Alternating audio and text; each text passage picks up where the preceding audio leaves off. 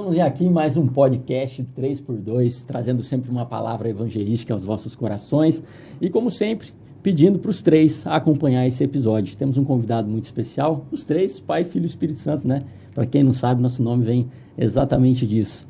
Gostaríamos que você fique muito à vontade e seja bem-vindo ao nosso podcast 3x2, nosso primeiro episódio desse ano. E vou deixar o Lucas apresentar o nosso convidado, que é muito especial. É isso aí, Henrique. Pessoal, tudo bem com vocês? Para nós é uma alegria, mais uma vez, estar aqui. E, para começar, nós não podíamos começar esse ano com um convidado, né? Tinha que ser um convidado à altura para o primeiro episódio de 2025. Então, vamos lá, vou ler aqui. Nosso primeiro convidado, ele vem de São Paulo, mas ele nasceu no Paraná. Jovem, tem 32 anos só. Casado com a Rúbia. Formado em teologia pela EBAD. Prega a palavra do Senhor há 10 anos e, pelo que sabemos, acho que a gente pode incluir que ele é escritor também, viu? Tem novidade chegando aí. Ele também é pastor auxiliar na AD Belém, de Campinas. Hoje nós vamos receber aqui nosso convidado, nosso amigo, pastor David Jean. Muito obrigado, seja muito bem-vindo. Que bom estar aqui. Uau, que apresentação, hein? Vocês estão muito bons. Me esforcei. Vocês estão bons nesse podcast. Não sei se foi a altura, mas... Foi ótimo. Gente, que bom estar aqui. Já é especial estar em Toledo, né? E mais especial ainda ter a oportunidade de participar de um podcast super famoso aí, né?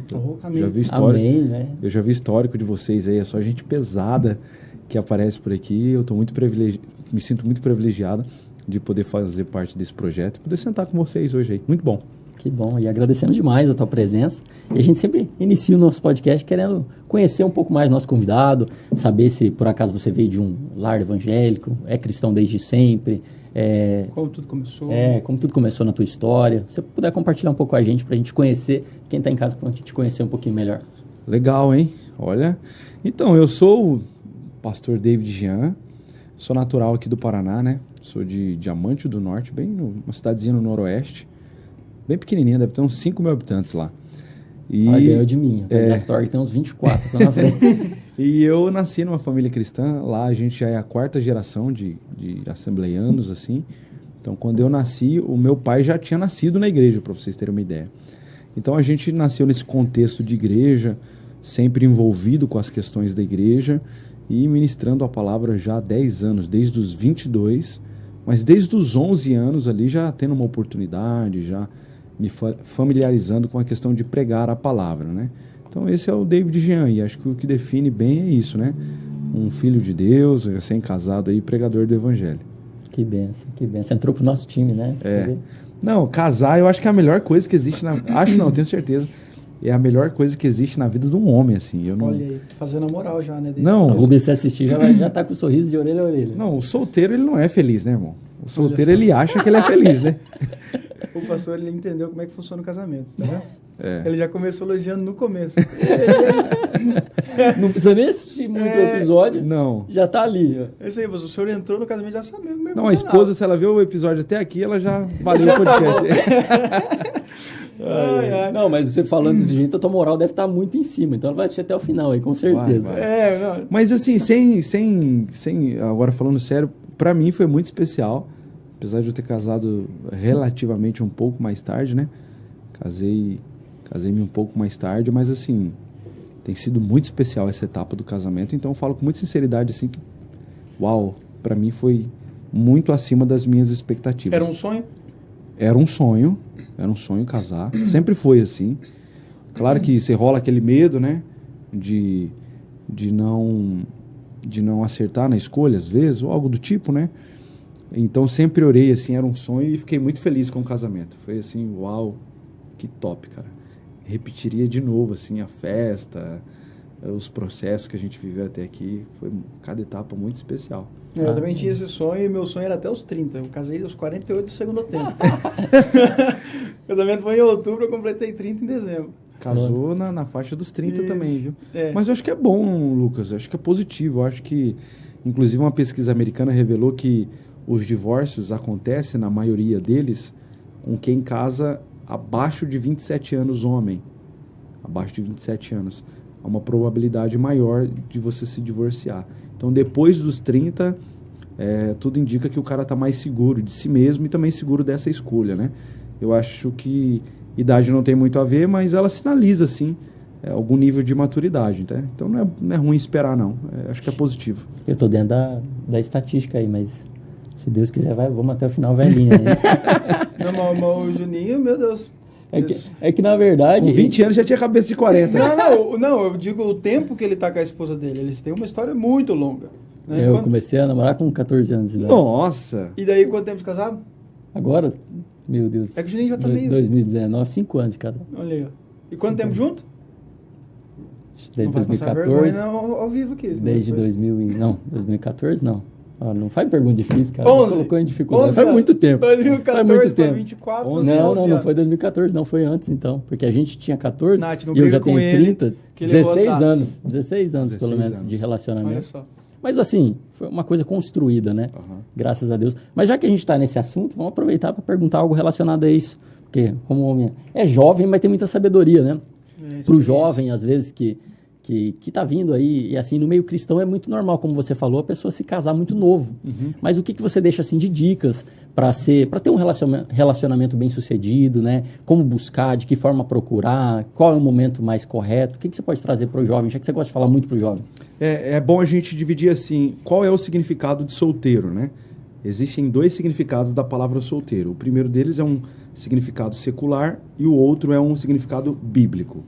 No significado secular, a palavra solteiro vem do latim solitarius, que significa alguém sozinho, alguém que não encontrou um cônjuge.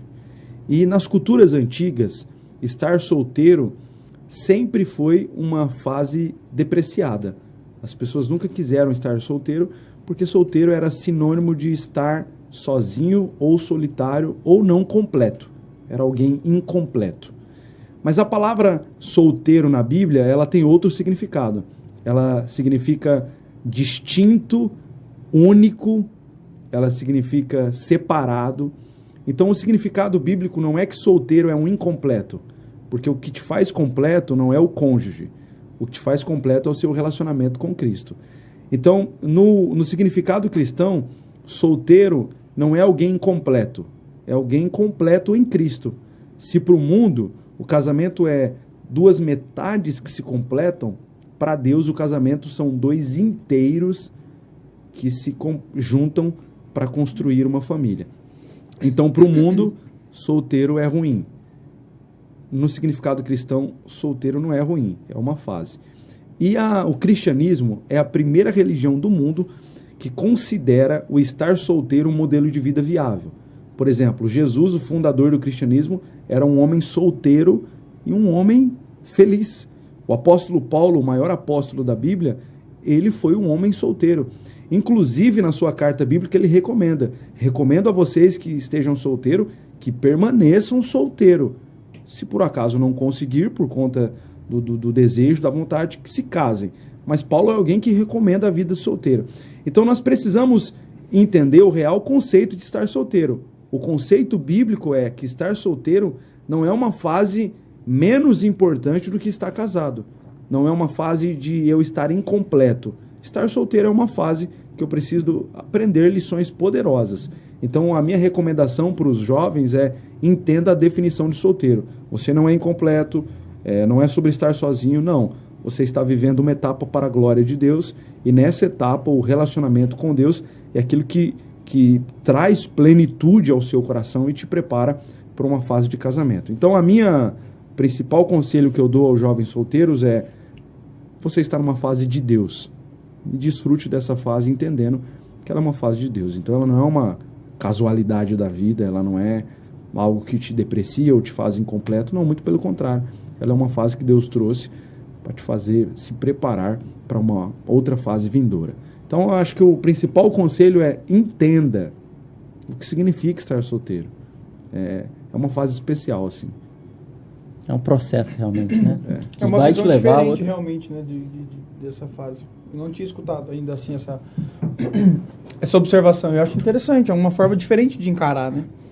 Porque eu acho que muito tá no jeito que você encara a situação mesmo. Claro, por exemplo, uma pergunta que eu faço: quem criou a vida de solteiro? Por exemplo, as pessoas não sabem, mas quem criou a fase de solteiro foi o próprio Deus. Porque quando Deus foi criar Adão e Eva, ele poderia ter feito os dois no mesmo momento. Vocês concordam? Sim. Mas o que Deus faz? Ele cria Adão primeiro e só depois de um tempo ele cria Eva. Então demorou um tempo para Deus criar Eva. Então foi um interesse de Deus criar Adão sozinho e deixar ele sozinho por algum tempo. E por que Deus fez isso? Porque Deus precisava ensinar para Adão algumas lições poderosas antes do casamento. Então a fase de solteiro passa por esse princípio. Ela não é uma fase aleatória, ela é uma fase criada por Deus. Se você está solteiro, é uma etapa da vida que Deus desejou para que você estivesse nela. Anotem aí, viu? Anota que é importante. É. Você jovem que está querendo casar, né, que está numa fase difícil, essa fase antes do casamento é difícil, mas existe uma parte que é muito importante nessa fase, né? Como o pastor David está falando. E nada melhor do que aproveitar esse processo, né? Eu até acho desfrutar. que as pessoas fazem uma auto-idolatria do casamento, sabia? As pessoas acham que casamento vai resolver a vida delas. E em muitas questões. Tem gente que tem uma distorção assim, eu vou ser feliz quando eu casar, eu vou me sentir completo quando eu casar. E ele tem uma auto-idolatria do casamento, é um culto ao casamento.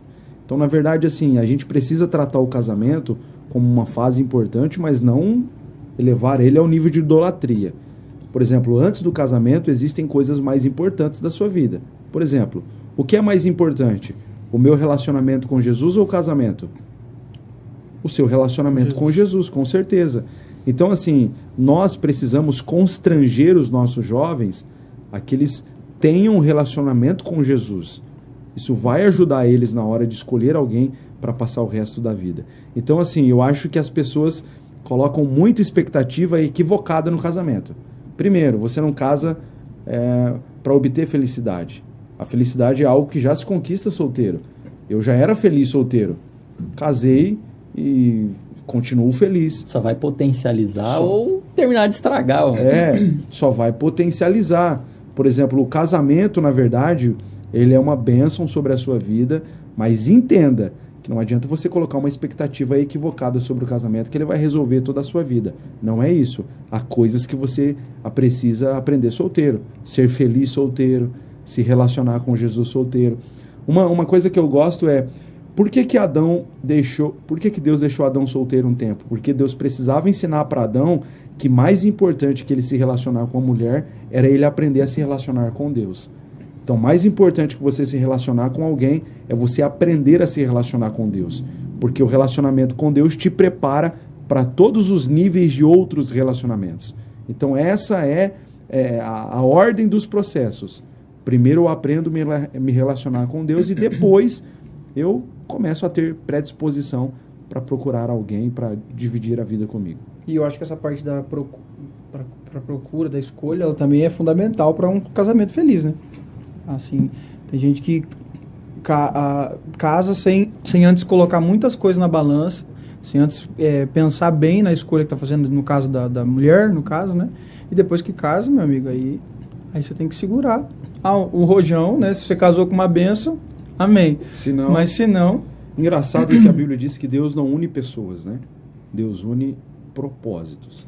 Então, por exemplo, quando você tem um propósito definido em Deus, isso te ajuda na hora da escolha.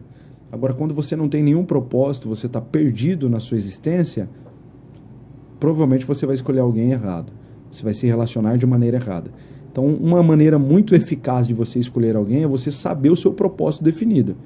Eu sei o meu propósito definido, eu sei o chamado que Deus tem na minha vida, e isso te ajuda a escolher alguém que tem uma correlação com o seu chamado e também com o seu propósito. Então, Deus une propósitos, Deus não une pessoas. Por isso nós precisamos do nosso propósito bem definido. Isso que nos ajuda na hora de escolher alguém. Até a gente em off, antes falando a respeito de alianças e tudo mais, casa exatamente sobre isso, né? Porque querendo ou não, quando a gente se casa, a gente tem que deixar algumas coisas, às vezes que eram incômodo para o nosso parceiro e assim por diante. E as alianças que a gente vai construindo, fazendo com o passar do tempo, às vezes acaba nos afastando de algumas pessoas e nos aproximando de outras. Afinal de contas, às vezes o momento que a gente está vivendo é diferente. Eu falo isso, por exemplo, com os meus amigos. Alguns amigos meus que estão na mesma vibe, ou seja, momento de ter filhos, momento assim mais espiritual, continuam caminhando com a gente. Os outros, infelizmente, a gente acaba deixando um pouco na jornada, né? Tendo menos contato, justamente por causa disso, porque já não fecha mais tanto, né? Então, é procurar se relacionar com alguém, procurar se casar com alguém que está na mesma linha de pensamento que você, justamente para não ter problema com as alianças, né? Porque, às vezes, você vai ter que deixar algumas alianças justamente por conta disso e não ter problema futuro. Porque que nem o pastor falou, se você não sabe o que é o seu propósito, mas que você vai escolher uma pessoa que vai combinar contigo se você não sabe nem o que você quer da vida. E, por exemplo, a Bíblia, claro que não existe assim, eu não acredito que Deus escolhe por você. A escolha sempre parte de você. Também não sou daqueles de profecias para casamento. Claro que uma profecia pode te direcionar, pode confirmar um voto pessoal, mas na grande maioria das vezes, a profecia, ela não tem profecia para casamento. É você que vai ter que se levantar e escolher. Pode ter, com raras exceções, em um propósito específico do coração de alguém. Mas na maioria das vezes é você que escolhe. E o que a Bíblia fala sobre essa escolha? A Bíblia vai dando algumas dicas, né? Por exemplo, escolher alguém da mesma fé, que não tenha o julgo desigual. E esse negócio de julgo desigual, as pessoas acreditam que o julgo desigual ele se aplica só na questão de fé. Tem que ter alguém da mesma igreja que você. Se não for alguém da mesma igreja que você está em julgo desigual. Mas, por exemplo, existem outros níveis de julgo desigual. Por exemplo, eu vou esclarecer para vocês. O primeiro nível de julgo desigual é da fé. A pessoa tem a mesma fé que você? Tem. Fechou. Vamos para o segundo nível. Qual é o segundo nível de julgo desigual? Vamos lá. Tem um cara que ele é extremamente intelectual.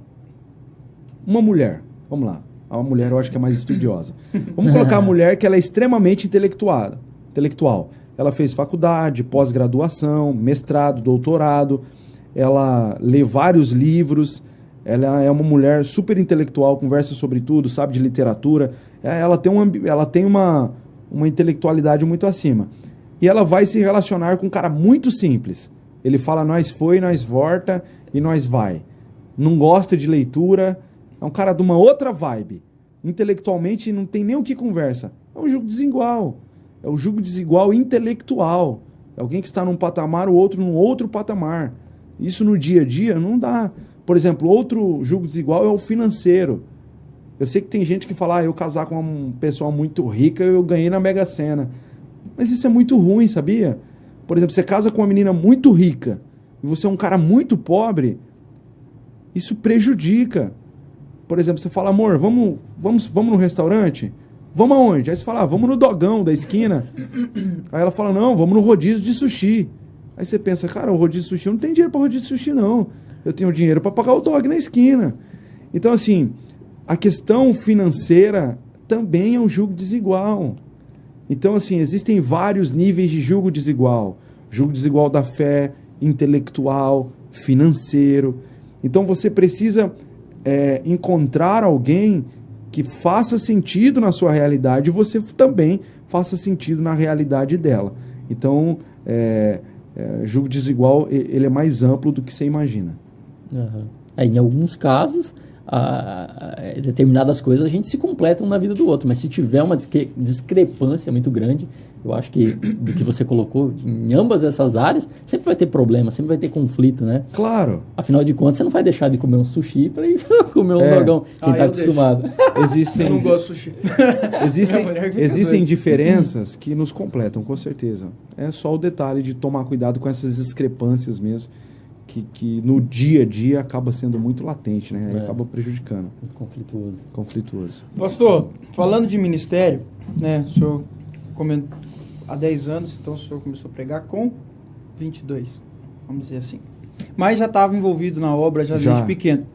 No começo da sua trajetória como pregador e tal, houve alguma resistência, assim, talvez, não sei se não é um pré-conceito, mas assim, muito novo, sentiu que às vezes talvez as portas não eram tão abertas quanto mais novo, e depois conforme foi ficando mais velho, com a experiência e tudo mais, foi melhorando, foi facilitando. O senhor acha que tem isso hoje? Porque eu tenho alguns amigos que comentam assim, que tem essa dificuldade no começo porque são muito novos. Você acha que tem a ver a idade, ou talvez a falta de preparo mesmo? O que o senhor pode dizer sobre isso? Eu acho que tem a ver sobre você estar andando na direção certa. Por exemplo, todo começo é difícil. O começo da existência humana já é difícil. Quando você nasce chorando. E por que você nasce chorando?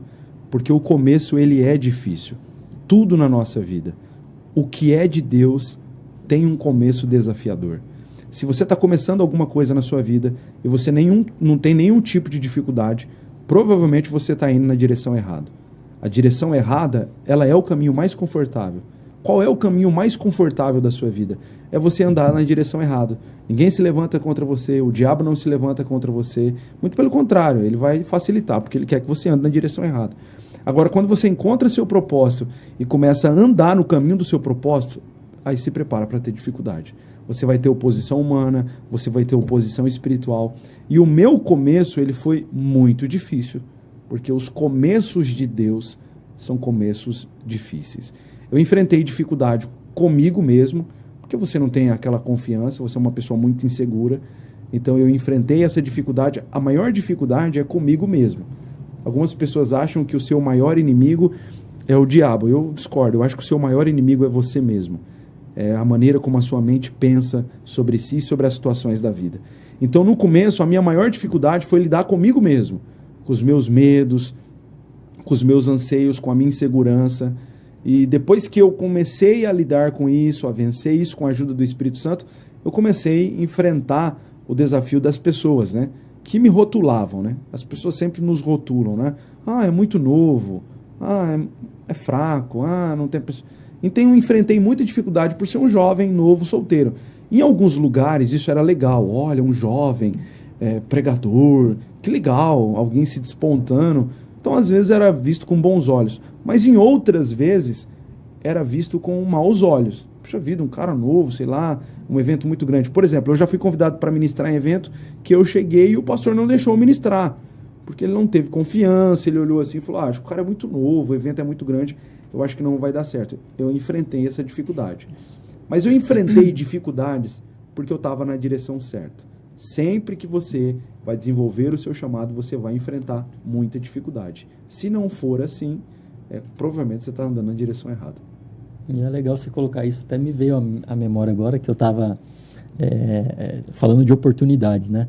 Você falou que em alguns momentos você não teve oportunidade, mas em outro eu vi um vídeo seu, inclusive em outro podcast, falando que você teve uma oportunidade inesperada. E às vezes a gente tem essas oportunidades inesperadas e às vezes a gente não está pronto. Às vezes a gente não está preparado. Mas eu me lembro que naquele vídeo você fala exatamente a respeito disso. Sobre o estar pronto, sobre o estar preparado. Então eu queria que você comentasse um pouco até a respeito desse fato, porque é uma coisa assim que a gente está sujeito a passar, né? E se a gente não estiver pronto, não estiver preparado, é muito complicado. Eu tenho um princípio, eu comentei com vocês off. O princípio que eu tenho é a oportunidade não se ganha, se constrói. Oportunidade não se recebe, você constrói a oportunidade. E como é que você constrói a oportunidade? Com preparação. A preparação que você tem, ela é que constrói a oportunidade. Quanto maior a preparação, maior a oportunidade. Quanto maior a preparação, maior o nível de conexão que você tem. Quanto maior a preparação, maior são os acessos a lugares estratégicos que Deus te dá. Tudo passa pela preparação. O seu secreto revela o que você vai viver em público. A Bíblia diz assim, entra, em Mateus, Jesus disse, sobre oração, entra no seu quarto e fecha a sua porta. E o Deus que te ouve, é isso que o texto diz? Não. O texto diz assim, e o Deus que te vê. Esse Deus te responderá. Então o Deus te vê na sua preparação. E o Deus que te vê na sua preparação é o Deus que cria oportunidades. Eu não acredito. Uma oportunidade para alguém despreparado é Deus falando para ele, toma vergonha na sua cara e se prepare. Mas ela não é a recompensa, ela é uma vergonha. Toda vez que vem uma oportunidade muito grande e você não está preparado para ela, é Deus te dizendo, se prepara, você não está pronto, eu quero que você se prepare que eu vou abrir a oportunidade. Então, preparação é que abre a oportunidade.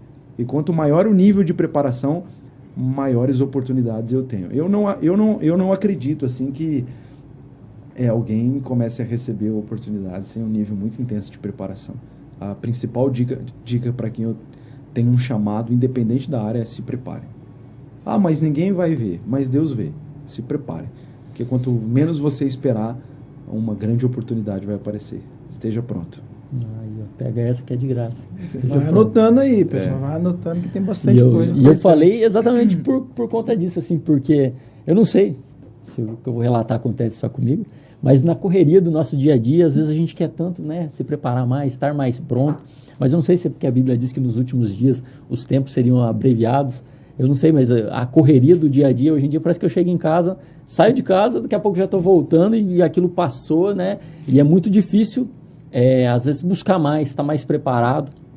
Então, deixa uma dica aí para quem quer construir um legado, às vezes, de como se despertar para essa preparação. Eu acredito assim, toda vez que você está com dificuldade no seu chamado, você não está com dificuldade no seu chamado. Você está com dificuldade no seu relacionamento com Deus. Então, porque o que nos leva a sermos intencionais no nosso chamado é a nossa vida devocional. Quando você tem uma vida devocional regrada, de oração, de leitura bíblica, de jejum, essa vida, ela te empurra para o seu chamado. E quando você vê de maneira muito natural, você começa a viver o seu chamado. Mas quando eu quero pular o degrau da vida devocional, eu quero pular esse degrau e eu já quero ir para o degrau do meu chamado, eu tenho dificuldade. Deus não te chamou para fazer nada. Deus te chamou para se relacionar com Ele. Você se relaciona com Deus e por bondade e graça, Ele resolve te usar para fazer a obra dEle. Mas não é a prioridade de Deus. Deus não quer, em primeiro momento, me levantar para pregar. O meu maior chamado não é pregar, é me relacionar com Jesus. O seu maior chamado é se relacionar com Jesus. O seu maior chamado é se relacionar com Jesus. Essa deve ser a prioridade máxima na nossa vida. E toda vez que nós nos relacionamos com Jesus como uma prioridade na nossa vida, esse relacionamento ele nos empurra para o chamado, para o propósito, ele nos empurra para o centro da vontade de Deus. Cara, eu não estou conseguindo viver o meu chamado. Você tem uma dica? Você tem um manual? Eu tenho.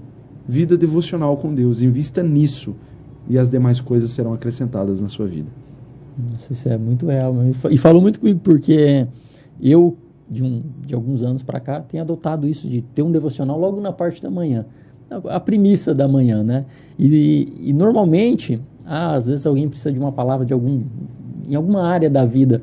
E assim, é tão engraçado, tão interessante, que às vezes você acabou de ter o teu devocional e estava lendo a respeito do que a pessoa está precisando, né? Então, e você tem algo para entregar.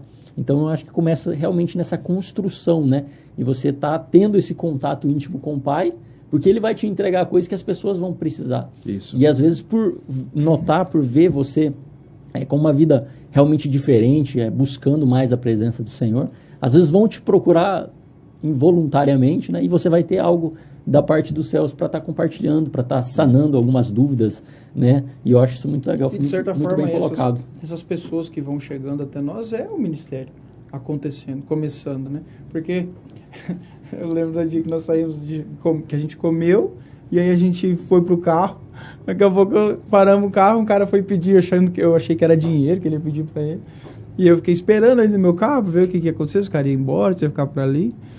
E aí daqui a pouco eu olhei, ele tava orando pro cara já ali, eu falei, ó, meu irmão ali saiu tá no óleo, acabamos de jantar.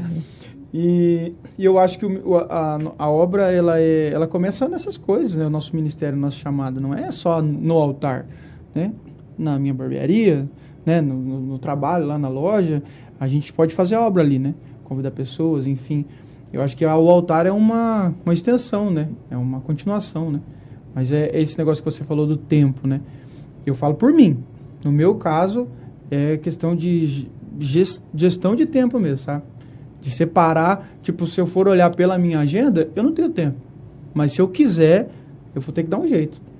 Tiro uma coisa, enxugo aqui, faço ali, mas eu tenho que separar esse tempo. Eu acho que no meu caso é o que falta, sabe? E essa questão do tempo, é bom você falar isso.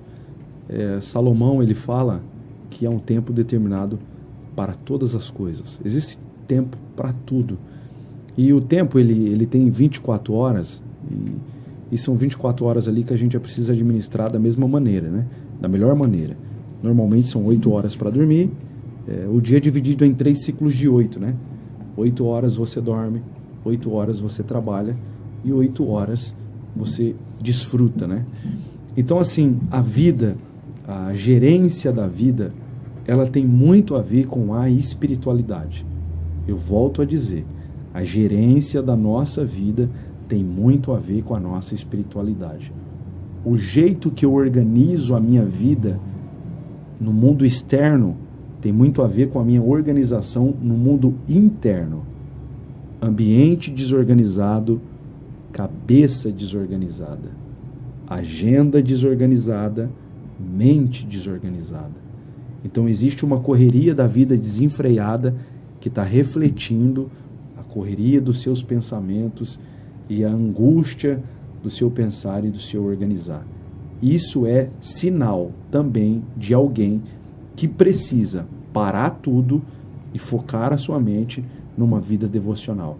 A vida devocional te ajuda a organizar a sua mente, a organizar o seu ambiente e a organizar a sua agenda. É uma vida com Deus que vai te ajudar. O salmista diz, Deus, me ajuda a contar os meus dias. Me ajuda. O que é contar? A palavra contar tem muito a ver com me ajuda a administrar os meus dias. A Bíblia deixa claro que uma vida longe de Deus é uma vida que te leva, mas uma vida perto de Deus, ela te prepara para gerir e cuidar da sua vida.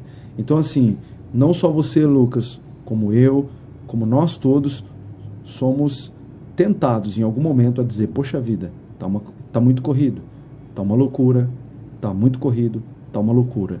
Toda vez que acontecer isso, nós precisamos voltar para o livro de Gênesis e ver o que Deus que criou Adão e disse, Adão, eu não te criei para ser refém das situações, eu te criei para governar sobre elas.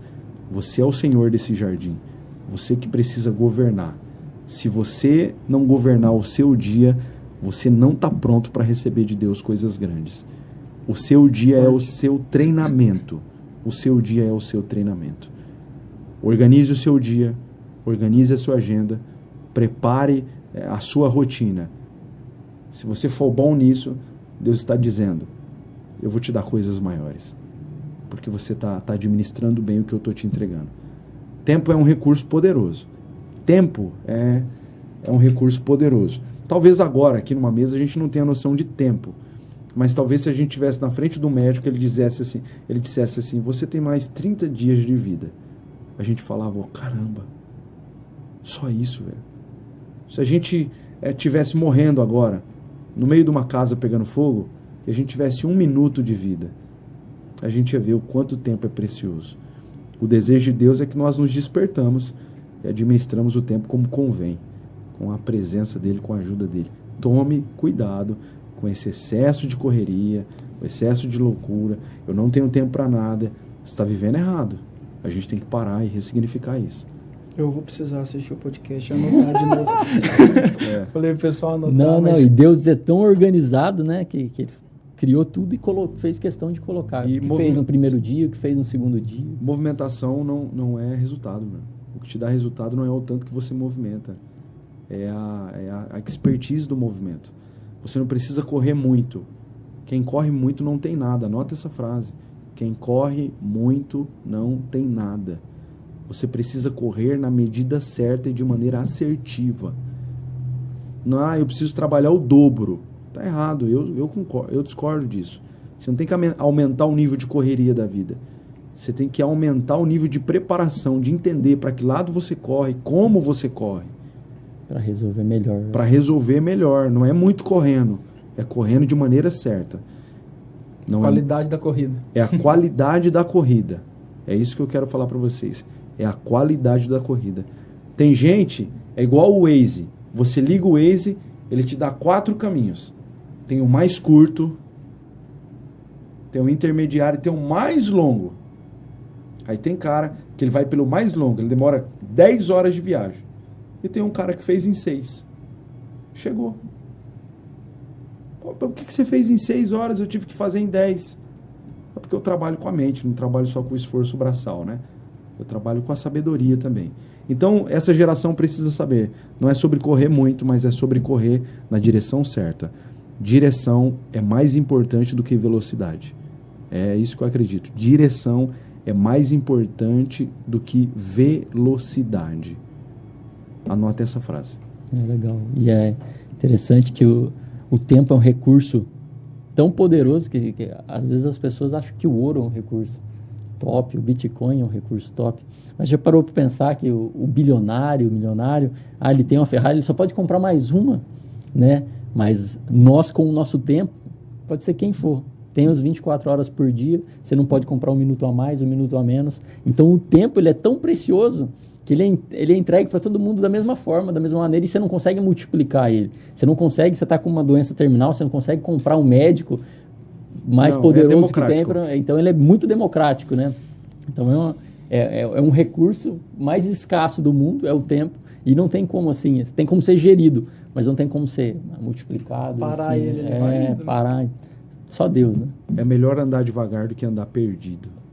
Então, por isso que eu falo, é melhor andar devagar do que andar perdido. Tem muita gente correndo depressa numa direção errada.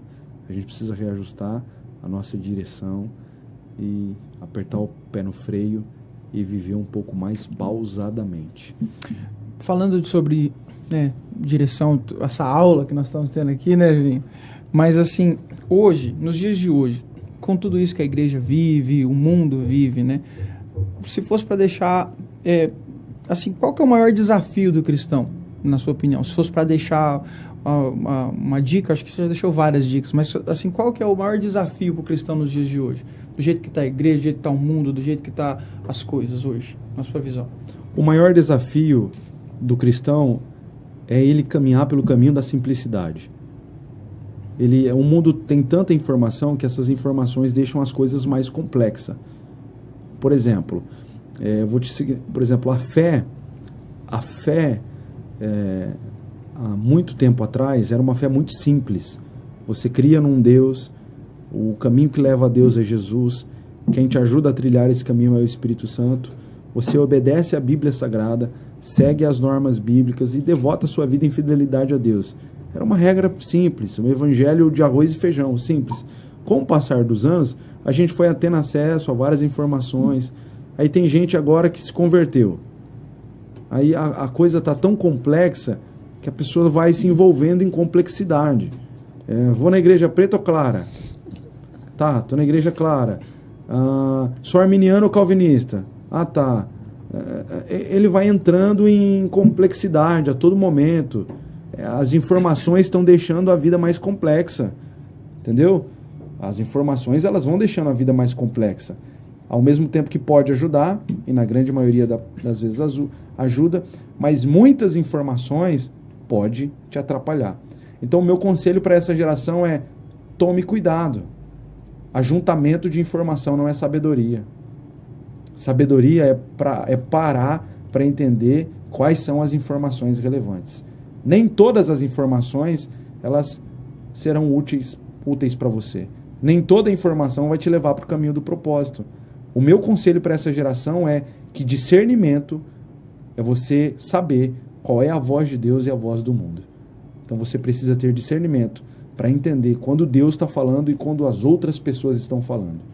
Então eu acho que no mundo de muita informação, o grande desafio dessa geração é entender quais as informações que Deus está me dando, qual é a voz de Deus no meio de tantas vozes.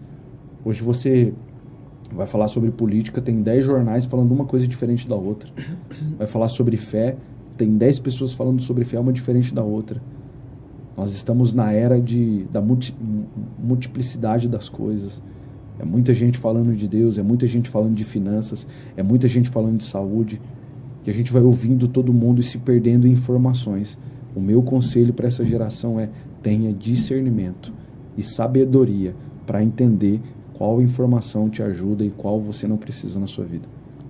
Pastor, o senhor falou... Você tem uma pergunta na agulha aí? Manda aí. O senhor falou de igreja preta, igreja branca, e sei o quê. E eu fiquei lembrando de um tema que nós conversamos em off, um assunto. Qual que é a tua visão sobre essa vamos dizer, uma modernização que aconteceu em algumas igrejas, que eu acho que até às vezes passaram um pouco do ponto ou não. Não sei o que o senhor tem a dizer, por exemplo, que nós comentamos, área VIP em algumas igrejas, eventos bilhetados, né? Teve muita gente que criticou também essa questão da virada do ano que teve, né, no SBT. Na minha visão, eu achei excelente, foi uma ferramenta de evangelismo para milhares de pessoas. Eu achei que foi... Se teve alguma intenção que a gente não sabe, aí já é outra questão, não vem ao caso. Mas eu penso assim que foi uma ferramenta de evangelismo. Muita gente que às vezes estava em casa com um copo de cerveja, mas estava ouvindo sobre Jesus, estava recebendo uma palavra, ouvindo um louvor. O que o senhor tem a dizer para nós sobre esses assuntos? O primeiro deles, a modernização das igrejas. Eu sou de uma igreja um pouco mais tradicional, a Assembleia de Deus. Gosto muito da minha igreja e hoje eu não me vejo em outra igreja. Eu gosto muito e tenho certeza que quero criar os meus filhos também nessa igreja. Mas uma coisa que a gente não pode desprezar é que, por exemplo, quando você vai no mercado, existe lá no mercado água. Você vai comprar uma garrafa de água. Quando você vai comprar uma garrafa de água, ela tem uma data de validade. Aí você faz a seguinte pergunta: água vence? Água não vence. O que vence é a embalagem. Então a data de validade não é sobre a água, porque a água não vence. A data de validade é sobre a embalagem. O evangelho não vence, ele nunca vai vencer. Mas a embalagem, o jeito de comunicar o evangelho vence. E as igrejas precisam entender isso. Que a igreja de 50 anos atrás não é essa igreja. E a igreja de agora não é a igreja que eu falo instituição, não é a igreja de Cristo. A roupagem de igreja de antigamente não é de agora, e a roupagem de igreja do futuro também não é de agora. A gente transiciona um modo de comunicar o evangelho. Antigamente se demorava muito, mas hoje ele é muito rápido. As pessoas que comunicam o evangelho estão mudando o jeito de comunicar o evangelho. E eu tenho maturidade para entender que existem igrejas que estão entendendo essa mudança de estação, essa mudança de tempo. E eles estão alterando a maneira de comunicar o evangelho, mas está comunicando o evangelho. A minha preocupação é com a essência. A igreja da parede preta não é, eu não ligo com roupagem. Tudo isso é transitório, tudo isso é efêmero, é passageiro. A pergunta que eu faço, tem água, tem essência, tem evangelho? Tem. Tem evangelho lá? Tem. Então é uma roupagem, mas tem evangelho. A pergunta que eu preciso fazer para essa geração é o quanto que tem de evangelho na sua inovação. A essência dessa inovação é o evangelho? Eu acho válido. Então a gente precisa entender que a cada tempo a maneira de comunicar o evangelho muda. O que precisamos estar atento é se essas inovações, se essas mudanças de comunicar o evangelho está acompanhada de evangelho ou só está acompanhado de um pseudo-evangelho. Então eu sou super aberto a novas modalidades de comunicar a igreja, uma igreja diferente, que fez uma leitura diferente, para um público diferente. Quem sou eu?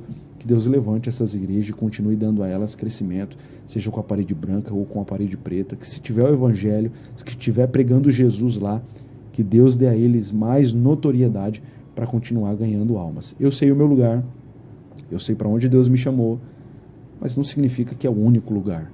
Existem muitos outros lugares que não têm a roupagem que eu desfruto hoje, mas aquele lugar também tem a essência de evangelho e que Deus continue levantando. E tem pessoas para pertencer dessa forma. E tem pessoas para pertencer. Então, sobre inovação, acredito, desde que passe por esse filtro, de que seja bíblico, né? São estratégias dadas por Deus, né? Uma estratégia dada por Deus. Muda a roupagem, mas a essência é a mesma. Se a essência foi o evangelho, eu acho válido os diversos estilos. Até porque está na Bíblia que Deus se manifesta de uma multiforma de graça. Então Deus, por exemplo, ao mesmo tempo que Deus levantou Isaías, que era um homem que tinha acesso ao palácio, Deus também levantou João Batista, que nem pisava no palácio. Então existem perfis assim, de homens que Deus levanta com estilo diferente, com jeito diferente, e a gente precisa identificar que nem sempre é na nossa forma, né?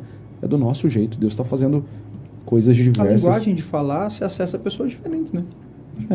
Então, assim, a outra coisa que você falou, além das mudanças, você falou que eu acho, por exemplo, de evento VIP, é isso, né? Tipo assim, eventos que as igrejas, tem algumas igrejas que fazem, que cobram ingresso, por exemplo, né, bilhetado, vamos dizer assim. Eu acredito muito em algumas coisas que não se muda. Por exemplo, área VIP, esses dias a gente viu muito forte. O que você acha de área VIP? Área VIP? Até um pastor comentou, quando vem um famoso, os crentes ficam todos alvoroçados para tirar foto e não dá paz pro cara. Às vezes o cara é uma figura pública, o cara quer vir na igreja de boa e no outro dia sai no jornal que ele veio na igreja. Então atrapalha toda a vida dele. Então tem que ter uma área VIP. A primeira coisa que eu quero que vocês entendam que a gente tem que passar pelo princípio da epístola de Tiago. Que Tiago diz que quando um rico chegar e um pobre chegar, eles devem ser tratados da mesma maneira. Eu acho que a igreja ela tem que ter uma plataforma de recepção, uma plataforma de amor que abrace a todos, independente. Por exemplo, eu concordo com a área VIP. Qual área VIP? Para os não cristãos, como Billy Graham fez. Billy Graham fazia uma grande cruzada e os primeiros bancos eram os bancos dos cansados, onde ficavam as pessoas que ainda não frequentavam a igreja, eram visitantes. Por quê? Na hora do apelo era mais fácil, elas já estavam aqui na frente. É o banco dos cansados. Estratégia. Se for para ter um lugar VIP, que seja VIP para os cansados, como o Billy Graham tinha. Fora isso, eu acho que a gente precisa ter muito cuidado de tratar uma pessoa famosa diferente de um pecador, que para Deus eles têm a mesma importância. A gente precisa ter muito cuidado. Eu acho que na igreja não cabe. Claro que às vezes é uma pessoa muito famosa, ela quer...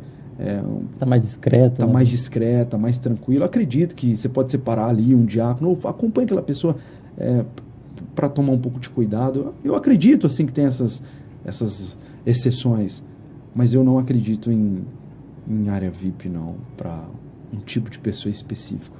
Acho que a igreja não é o lugar. A igreja é o lugar que se recebe todos, que se abraça todos.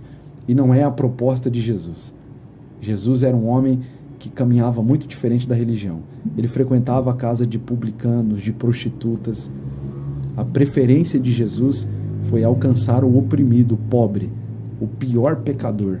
Esse era o pecador que recebia Jesus em sua casa. Se o meu Jesus escolheu os piores, eu não posso ser diferente e querer escolher os melhores. Não, ele escolheu os mais pecadores. Eu acho que a igreja tem que ter essa cultura, essa ambiência. Aqui é um lugar onde todos são iguais. A sociedade já é tão segmentada, meu irmão. Você vai no banco, quem tem uma conta especial tem uma fila especial. Você vai viajar de avião, quem viaja muito, quem tem milha, eu vou viajar de avião, eu tenho uma pontuação máxima na Azul, eu tenho uma fila especial. A pessoa vai no hospital, quem tem convênio médico, ela tem uma fila especial. A sociedade já segmenta todos nós. A todo momento nós vemos sendo segmentados. Aí chega na igreja, a gente precisa quebrar isso. Falar que não é lugar de segmentação. Aqui é um lugar de liberdade no espírito. Todos sentam na mesma cadeira, todos desfrutam da mesma atmosfera, todos desfrutam do mesmo nível de amor. Então, para mim, eu sou totalmente contra esse negócio de lugar VIP para pessoas VIP. Não tem. VIP na igreja é Jesus. O resto são todos pecadores. Amém. E sobre o evento... sobre a virada que teve, né, no SBT. Né? Que até teve polêmica, pastores que gostou, não... O pessoal, teve gente que achou ruim, né? Teve gente que achou bom. Na minha visão, eu acho uma estratégia e eu acho um marco para a TV, né? Porque isso nunca aconteceu. Então, simultaneamente, milhões de pessoas estavam conectadas, né? Eu acho que tem gente assim, que ele quer... É difícil a gente ficar julgando o evento, a gente não conhece as motivações, o coração das pessoas. Então, acho muito difícil você olhar uma coisa e ficar pré-julgando, né? Eu, particularmente, não gosto. O que você acha disso? Eu acho que eu nem tenho calibre para falar alguma coisa sobre coisas que estão acontecendo. Eu acho que eu estou mais apto a fazer pré-julgamentos com o que acontece aqui na minha vida, coisas que estão mais próximas de mim. Sobre a virada, os meus olhos, as minhas lentes, eu achei muito poderoso a questão de evangelismo, né? Porque tem muita gente que passa na rua, muita gente que passa numa festa mundana e teve a oportunidade de passar num local que está professando a fé em Jesus Cristo. E é um lugar que está falando de Jesus, um evento que chama a atenção das pessoas. Você tem a liberdade. Eu vi, inclusive, amigos que que são sócios meus lá em alguns negócios, eles nem crentes são e eles foram numa virada daquela. Com Jesus aqui. Eu falei, uau, que legal aqui. Pela primeira vez ele foi na igreja, mesmo numa virada, ele foi lá. Então, a nível de evangelismo, achei... um alcance diferente. Um alcance diferente. É a estratégia que nós falamos. É uma estratégia diferente. Agora, crentes vão sair da sua igreja para passar a virada. Cara, tem crente que deixa de ir na igreja para passar em casa. Então, assim, cada um sabe onde vai, onde leva a sua família, onde quer estar. Eu acho que a gente não tem muito esse controle, fica mais na... E quem quer passar na igreja com evento, sem evento, vai passar na igreja. Quem quer passar... Eu mesmo não abro mão de passar na minha igreja. Não. Mas sabe o que eu vejo hoje, que eu vejo que é um problema do meio cristão? Assim, às vezes a gente fica batendo em nós mesmos, né? Nós professamos a mesma fé, tudo... Só que o dele é um pouquinho diferente, eu vou achar um jeito de descredibilizar, vou achar um jeito de ver problema, né, de dificultar. E não, a gente devia, como a gente prega a mesma mensagem, a gente devia se abraçar e tentar mostrar para o mundo que é isso, né, que Jesus é amor, e assim, por diante, né. Mas não, a gente fica criando uma concorrência, fica criando problema. E dentro disso aí que aconteceu, eu vejo que alguns pastores ficaram muito indignados, bravos. E eu até te faço uma pergunta, por acaso você já alguma vez foi constrangido a não ministra nessa igreja, ou não ministra naquela igreja, porque lá, enfim, fica caçando alguns problemas, sabe? Você já foi constrangido com algo nesse sentido? Lá você não pode ministrar. Olha, eu não fui constrangido, não. Eu sei que tem isso. Muitos amigos já falaram, a pessoa me constrangeu para não ministrar, né? Às vezes tem... uma igreja que te chamou, é outro pastor, não vai lá não. Mas assim, o que já aconteceu foi o meu pastor me aconselhando, falou, eu acho que é bom você não ir tal igreja. Como sendo meu pastor, eu ouvi, né? Mas acho que sim, que aleatório, alguém que não é o meu pastor, que não exerce uma autoridade espiritual sobre mim, e falar, não pregue em tal lugar, não pregue em tal lugar, eu não acho isso legal, essa maneira de constranger. Eu acho que nós precisamos ter uma liberdade de Deus, de pregar em vários lugares, em diversas denominações. Eu agradeço ao meu pastor, que é um pastor muito maduro nessa parte, e ele sempre fala, se é uma igreja bíblica, se é uma igreja séria, pode ir lá, ministra, entrega a sua palavra. E nós precisamos ir ministrar, não só no nosso ciclo, mas em outros ciclos também, e manifestar a pregação da palavra a vários tipos de igreja. Então, uma vez ou outra tentaram me constranger, mas eu acredito que não é o melhor formato, não aceito isso para a minha vida. Realmente eu aceito a palavra do meu pastor. Um amigo ou outro que dá uma palavra de conselho, ok, as pessoas podem liberar conselho, mas eu acho que esse não é o melhor caminho, constranger, e também não aceito esse tipo de coisa. É porque realmente, como o Henrique falou, às vezes parece uma concorrência, né? Tipo, por nome, por igreja, por placa, e não é esse, né? O nosso intuito é falar de Jesus, é ganhar almas para o Senhor, né? Então, parece que, como o Henrique falou, parece que a gente, um fica batendo no outro, em vez de se ajudar, de se abraçar, né? Eu acho que às vezes algumas pessoas que estão fora da igreja olham e falam assim, nossa, se eles estão brigando, por que eu vou fazer lá dentro? Se eles estão discutindo entre eles. Então, acho que eu acho que nós estamos vivendo uma falta de ética muito grande, em diversos níveis, grandes líderes menores, em grandes igrejas, menores igrejas, a gente está vivendo uma falta de ética, né? De respeitar a missão do outro, a igreja do outro, e deixar ele ocupar o lugar dele, fazer o trabalho dele. E eu acho que isso não tem como nós alterarmos esse quadro geral, mas tem como nós alterarmos o nosso coração e sermos pessoa com profunda ética. O que você acha de igreja tal, fulano de tal? Olha, irmão, eu sei a realidade da minha igreja, prefiro falar da minha igreja, da igreja do outro eu não vou, eu conheço pouco. A gente tem que parar um pouco de sempre estar ali com pré-julgamento sobre outros movimentos. A gente tem que ter um pouco mais de cautela. Até porque o que é blasfêmia, né? É uma pergunta que eu faço. Tem gente que diz assim que blasfêmia é você brincar com o Espírito Santo. Eu concordo que seja pecado isso também, mas blasfêmia é você atribuir ao diabo algo que Deus está fazendo. Jesus estava operando milagres e os fariseus e saduceus falaram assim, ele está fazendo isso aí por espírito de Beelzebul. Isso não é coisa de Deus, isso é coisa do diabo. Blasfêmia. O que é blasfêmia? Você atribuir ao diabo algo que Deus está fazendo. E tem muita gente blasfemando. Aquela igreja ali é o diabo. E se não for o diabo? Como é que faz? Como é que faz? Aquele pastor é do diabo. E se ele não for do diabo? Não, mas claro que tem coisas que é fácil, né? Tem igrejas e pastores que têm um comportamento totalmente fora da Bíblia. Então você pode dizer, ó, essa pessoa está totalmente fora da Bíblia. Mas eu tenho medo desse pré-julgamento sem análise, do falar por falar. Isso é perigoso, a gente tem que ter mais cautela. Isso aí. Top demais. Mas vamos mudar um pouco, então, agora o clima, né?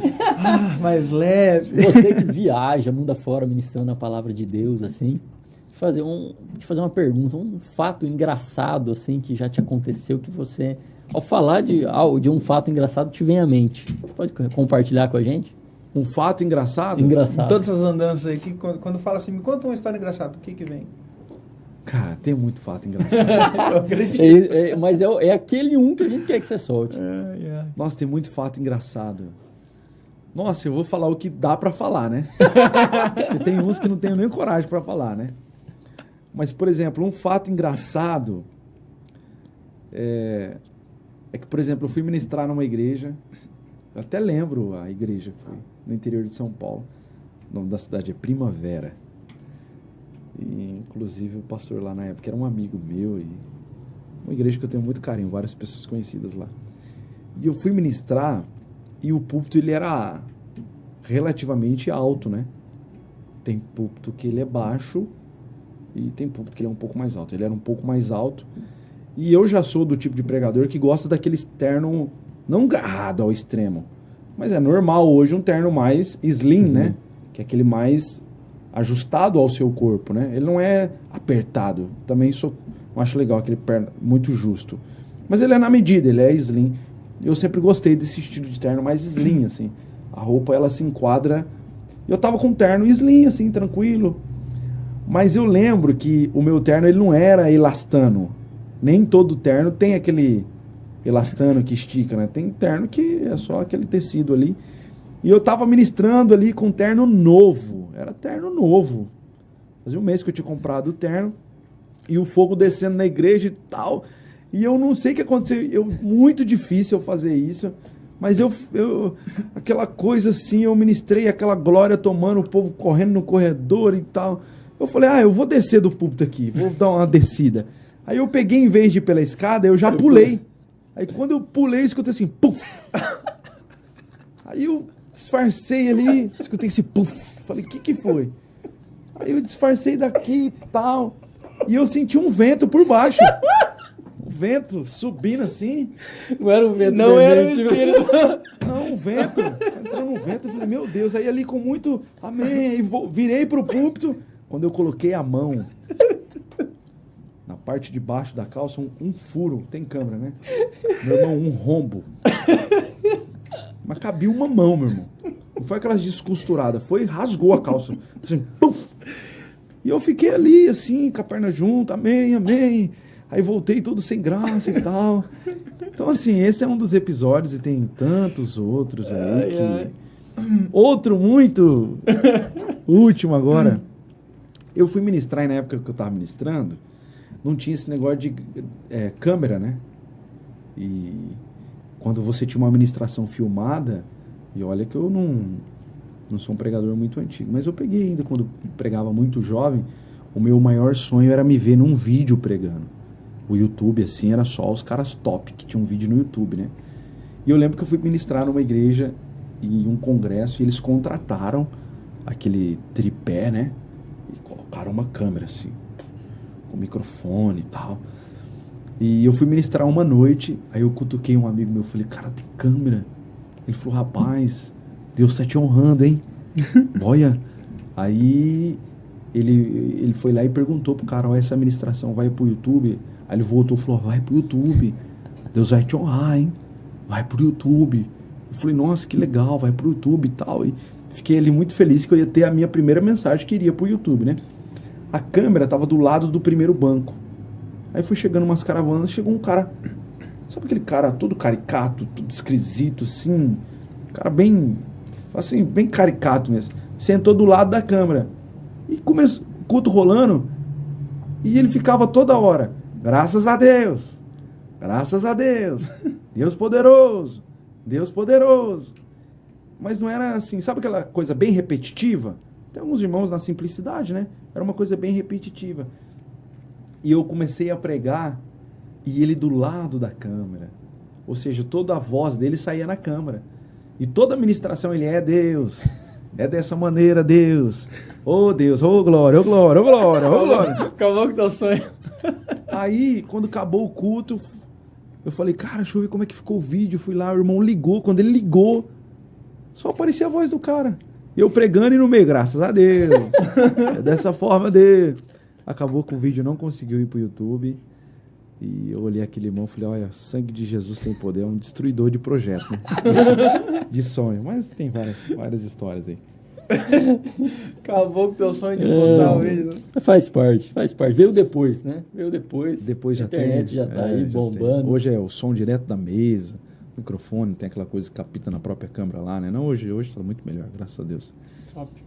E, assim, nós falamos de muitos assuntos aqui, mas uma coisa que eu queria saber, assim, um personagem bíblico, tirando Jesus, assim, tem algum personagem que você gosta muito de ministrar, que te chama muito atenção, ou que você se identifica muito com a história? Diz aí pra gente, qual que é o seu personagem, assim, que você se inspira? Olha, é um personagem que eu não ministro muito, eu acho que eu tenho umas 2, 3 ministrações sobre ele, mas pra mim, Davi, assim, é icônico, assim. Davi é o personagem que eu mais amo, a biografia, né? A leitura da historicidade de Davi eu acho incrível.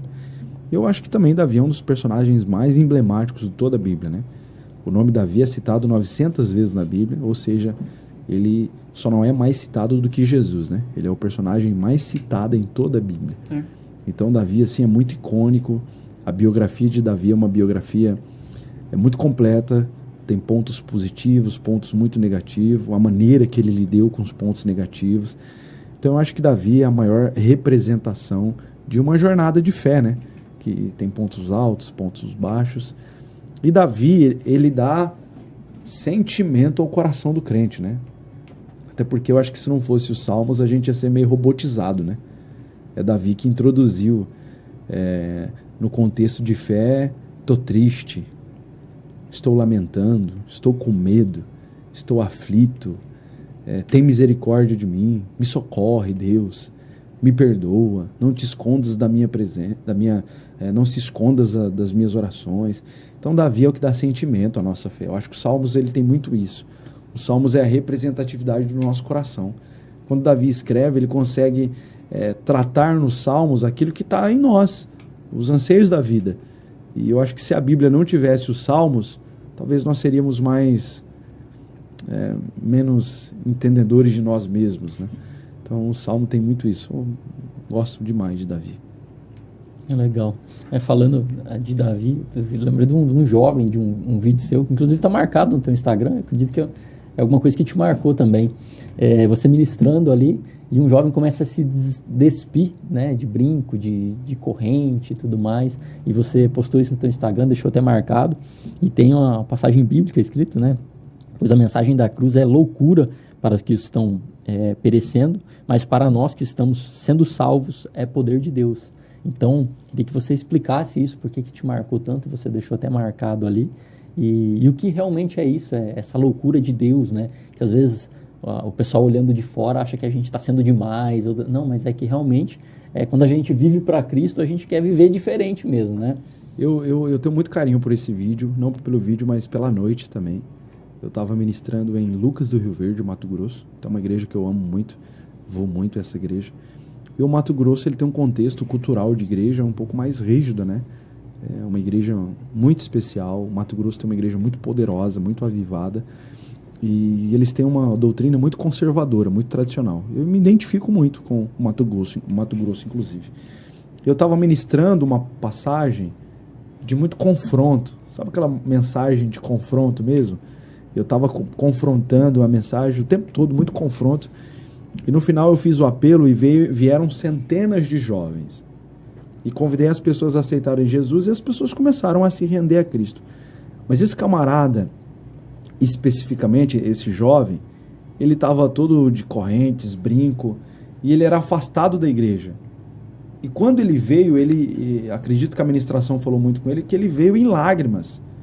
E eu falava sobre renúncia, eu falava sobre você correr para Deus, você abrir mão das coisas. E ele foi tão tomado por essa realidade que ele veio E como se não bastasse vir a Cristo em lágrimas, ele começou a tirar o brinco e ele jogava no chão assim com uma raiva tão grande que me chamaram, né, para aquele canto do altar. Corre aqui, ó, olha aqui. Ele tirando o brinco, aí eu cheguei, ele pegou a corrente, tirou, jogou na minha mão. E quando ele tirar a corrente, não sei se você percebe no vídeo, quando ele tira a corrente, ele começa a pular e chorar, e ele foi renovado com o Espírito Santo. Ele falou para mim que ele era crente, naquela mesma hora ele foi renovado com o Espírito Santo. Então foi uma noite muito especial. E esse tipo de vídeo, ele é para nos mostrar claramente que quando Deus chama alguém que tem consciência dos seus pecados, essa pessoa vem para Jesus abrindo mão de tudo. Ela quer Jesus e não importa o preço que precisa pagar, a renúncia, ela renuncia. E a representatividade de transformação, de salvação, né? Muito especial esse vídeo, gosto muito. Inclusive, olha lá no meu Instagram, pessoal. Ele tá marcado lá. Dá uma olhada lá. João, coloca o Instagram aí. Como é que é o Instagram, nome? Arroba não. Arroba David Jean. É que o David é meio diferente do que o usual, né? É DEYVID e o G é com Jean. Tem aí na marcação de vocês. Aproveitando, né? A gente nunca faz, né? Vamos fazer a nossa propaganda, pessoal. Você que está assistindo, se inscreve no canal também.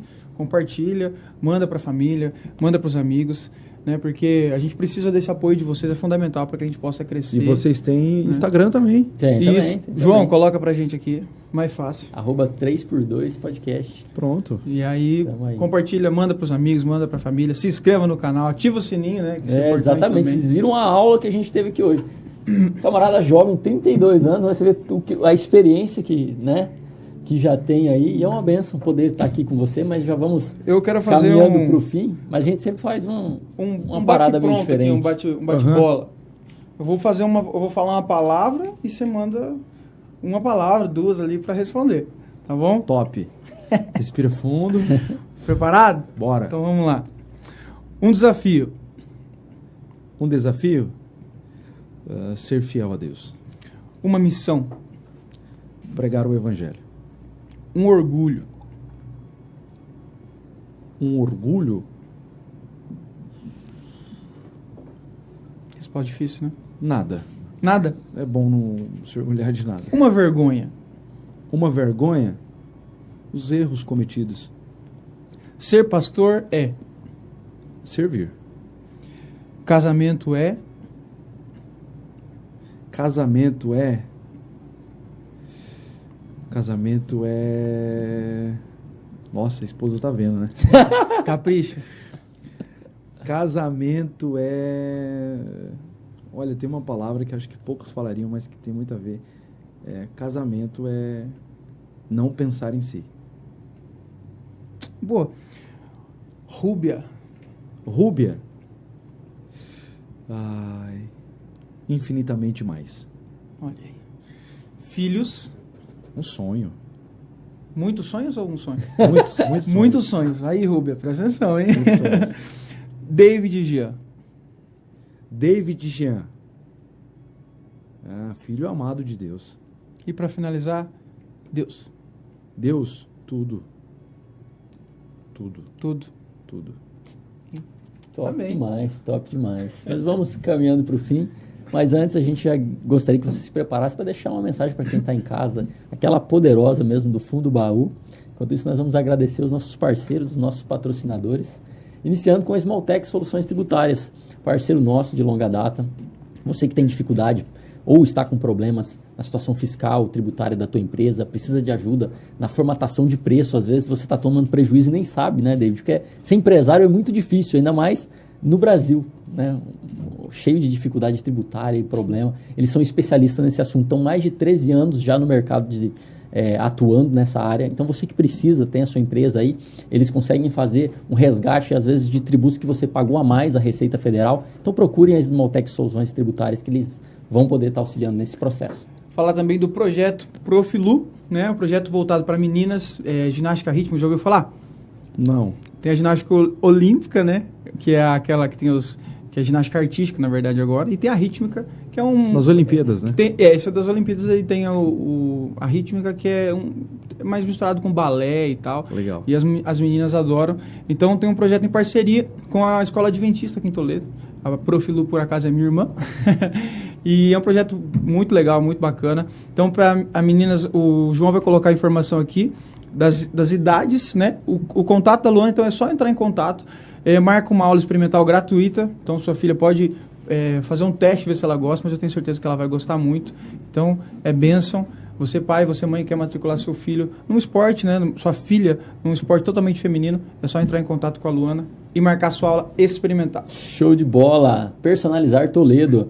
Tá vendo essas canecas bonitas, inclusive? Você vai levar uma lá para Valinhos? Uau! O nosso amigo da Personalizar Toledo Júnior que confecciona. Eles têm mais de 500 produtos, como brindes. Você quer, às vezes quer presentear os seus clientes, os fornecedores e tudo mais. Ele trabalha com uma gama gigantesca, que são mais de 500 itens para você estar comprando.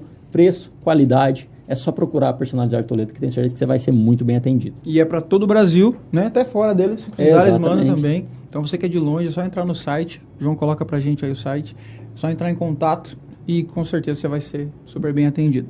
Falar do novo parceiro, eu vou ler aqui agora, né? Nosso amigo Caio, lá da Placa Mídia. Você que pensou em divulgar sua empresa, quer dar um novo visual para a fachada, quer plotar seu veículo, a Placa Mídia tem tudo isso lá. Você que às vezes quer fazer uma divulgação diferente, não sei se vocês, com certeza você já viu aqui na cidade, tem esses outdoor, né? Então eles também têm esses outdoor. Você quer fazer uma divulgação top para o seu comércio, para o seu evento, é só entrar em contato com eles. Eu tenho certeza que lá você vai encontrar o melhor serviço, o melhor preço e vai ser bênção. Você é empresário, então, que está nos assistindo aí, abençoa a Placa Mídia que está abençoando esse projeto. É isso aí, eles têm vários segmentos, né? Isso, e placas nos melhores lugares da cidade, né? Isso. Uma rotatória, algo assim, você vai estar lá com o nome da tua empresa. Então tá aqui, Placa Mídia, só procurar aí que vai ser bênção. Pizza do Rafa também, né? Você que quer comer uma pizza diferenciada, qualidade, é só entrar em contato com ele. Tenho certeza que você vai ser muito bem atendido. A pizza é sensacional, recheada, caprichada. Já comeu? Não, lá não fui ainda. Então, aí, ó. A oportunidade de você conhecer uma pizza boa. Todo mundo fala que a pizza é boa de todo lugar, né? E você viaja. Mas a pizza do Rafa realmente é diferenciada. Pastor Magdiel, fica a dica aí, ó. Né? Leva o homem lá. Isso. Então, lá você vai ser muito bem atendido. E agora, né, pastor, quero agradecer mais uma vez, né? Para nós é um prazer, uma alegria recebê-lo aqui, privilégio. Obrigado pela aula. Imagina. A gente aprendeu demais aqui. Eu, com particularmente, certeza. Falei pro pastor em off que eu gosto dessas palavras de confronto. Acho que você levou a sério. Você me confrontou demais hoje, mas foi excelente. Bom. Eu gostei demais. Mas é no confronto que a gente cresce. E deixando aí. também o meu agradecimento, muito obrigado pela parceria, né? Íamos gravar em outro horário, acabou não dando certo. E manteve a palavra, veio aqui gravar com a gente. Então, grato demais pela tua vida e por tudo que você agregou de conhecimento aqui pra gente hoje. Muito bom estar aqui. É uma honra para mim poder sentar à mesa com vocês. Que Deus continue abençoando esse projeto. Amém. E continue dando graça para vocês, esse carinho, essa forma tão especial como vocês recebem as pessoas aqui. Muito bom estar aqui. Conte comigo sempre. Amém. Deixa uma mensagem para quem está assistindo. Suas últimas palavras aí, uma mensagem para impactar o coração aí mais ainda. A mudança que você tanto procura ainda não aconteceu por causa de uma decisão que você ainda não tomou. As decisões são o que define a nossa vida. Em média, tomamos 300 decisões por dia, dentre decisões mais informais e as mais importantes. Que caminho vou trabalhar, que roupa uso, qual perfume passo, em que direção eu vou, com quem eu falo, o que eu como. E essas decisões moldam a sua vida. E a decisão mais importante da nossa vida é a decisão que o filho pródigo tomou. A Bíblia diz que, caindo em si, ele decidiu correr para a casa do Pai. Nós precisamos entender que a decisão mais preciosa da nossa vida não é a nossa roupa, não é a universidade, não é o que fazemos. A decisão mais importante é decidir correr para Deus. É mais um ano que está começando e você tem a oportunidade de correr para Deus, de decidir por Deus, todas as vezes que você puder.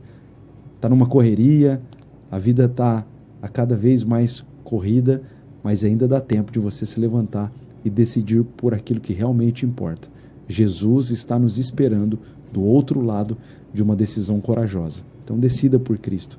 Decidir por Cristo vai mudar todas as áreas da sua vida. Chegou a hora de você tomar uma decisão. Amém. Top demais, para fechar com chave Amém. de ouro, né? Amém? E esse Obrigado. foi mais um 3x2. Grande abraço para todos vocês. Não se esqueça, então, de compartilhar esse vídeo, curtir o nosso canal, se inscrever também, que vai ser bem. Você vai ouvir palavras como essa. Trouxe o nosso pastor David Jean hoje. Muito obrigado novamente. Grande abraço. É isso aí, pessoal. Fiquem com Deus e até a próxima.